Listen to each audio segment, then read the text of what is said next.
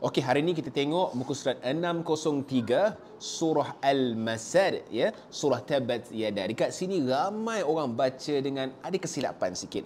Di penghujung ayat surah Al-Masad, di penghujung setiap ayat. Kalau kita tengok ya pada ayat 1, Tabbat yada abi lahabin wa tab. Dekat penghujung itu ada qalqalah akbar. Jadi perlu dibaca watab, bukannya watab ataupun watab. Salah kalau baca begitu. Apabila kita waqafkan ya, kita sukunkan ya, kalau anda tengok ya ada tempat di mana ada huruf-huruf yang mempunyai sifat qalqalah ya, dan ada tanda sabdu.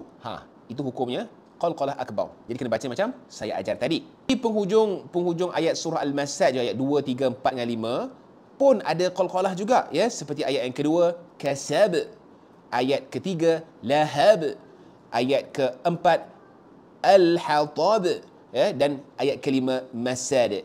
Pastikan bunyi qalqalah dia, lantunan dia kena ada, jangan tak ada. Anda belajar story ini, kalian komen alhamdulillah dan follow saya.